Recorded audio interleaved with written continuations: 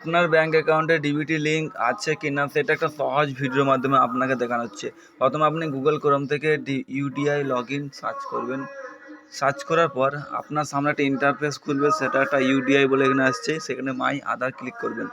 মাই আধারে ক্লিক করার পর লগ ইন অপশন দেখাচ্ছে আঙুলের মতন, সেটাই ক্লিক করবেন। এখানে আপনার আধার কার্ড নাম্বার এবং এন্টার ক্যাপচার দেওয়ার পর আপনাকে একটা ওটিপির অপশন আসবে, সেটা ওটিপিতে ক্লিক করবেন এবং ওটিপি মোবাইলে মেসেজের মাধ্যমে পেয়ে যাবেন। এভাবে আপনি আপনার মোবাইল থেকে আপনি আপনার ডিবিটি লিঙ্ক চেক করতে পারবেন খুব সহজে, খুব সিম্পল হবে। যদি কিছু প্রবলেম হয়, সমস্যা হয়, অবশ্যই কমেন্ট করবেন। কমেন্ট করার পর আপনার সমস্যার সমাধান করা যাবে।